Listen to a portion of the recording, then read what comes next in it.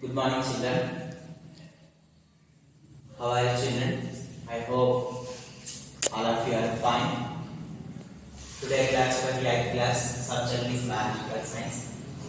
Today, we are discussing about the information about the nucleus. So, when you observe the cell under the microscope,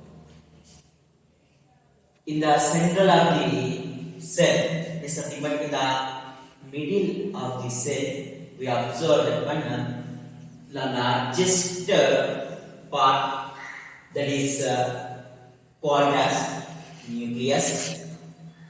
So, first time the scientist known as Felix Fontana. First time the scientist known as Felix Fontana observed the round shaped structure in the cell, but he didn't recognize properly. Later, another scientist known as Robert Brown discovered the nucleus in the cell. So, the credit goes to whom? Robert Brown. To whom? Robert Brown. So, what is the term nucleus? In our body, all the functions are regulated by the brain. Similarly, the functions of the cell are controlled by the nucleus only. In nucleus, or when you observe the structure of the nucleus is surrounded by one membrane that is called as nuclear membrane, and here and there small gaps are present in the nuclear membrane that are called as nuclear core, and inside the nucleus we observe that thread-like structures are present that are called as genetic material or chromosome. Next, in the nucleus, we observe again a small dot-like structure is present that is called as nucleolus. What? Nucleolus. So, this is about the nucleus. Next, when come to the cell, when we come to the cell, we observe different type of parts.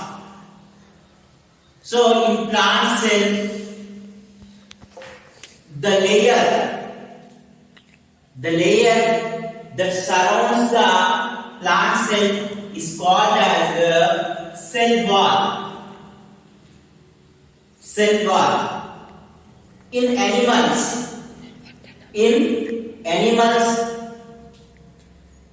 the layer that surrounds the animal cell is called as cell membrane. Cell membrane. Okay, in animal cell, the layer that surrounds the cell is called as cell membrane. Next,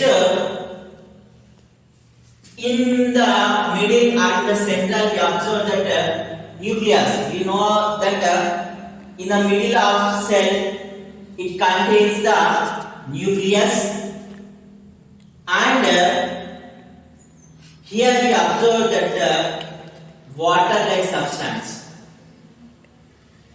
We define it as something, but the jelly-like substance that is present in between the cell membrane and the nucleus is called as cytoplasm. What is cytoplasm? The jelly-like substance.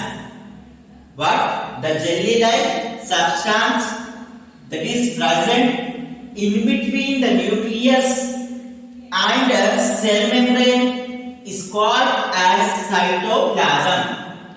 What? Cytoplasm. The membrane or the layer that surrounds the plant cell is called as cell wall. The layer that surrounds the animal cell cell is called as cell membrane. Next, the jelly-like substance that is present in between the nucleus and the cell membrane is called as a cytoplasm. And when you carefully observe the cell, under the microscope, we observe many membrane-bound structures. We observe what? Many membrane-bound structures. So, the membrane-bound structures that are present inside the cell. What? The membrane-bound structures that are present inside the cell are called as cell organelles. The membrane-bound structures that are present inside the cell are called as cell organelles. Cell organelles. Now you have idea about the nucleus, cell wall, cell membrane, nucleus, cytoplasm, cell organelles. Okay, the layer that surrounds the plant cell is called as cell wall. The layer that surrounds the animal cell is called as cell membrane. Next, the jelly-like substance that is present in between the nucleus and cell membrane is called as cytoplasm. The membrane-bound structures that are present inside the cell are called as cell organelles. So, these are the information about the cell. Next, in our world, many type of creatures exist, including plants, animals, reptiles, means nothing but prakya jeevulu, amphibians, means the creatures live both in water and the land surface, birds, insects, and marine organisms. Those animals are living in the oceans, and some of the organisms are visible through microorganisms. Some of the organisms are visible through microorganisms. Okay. Next, in nature or in world, the organisms which are made up with only one cell are called as unicellular organisms.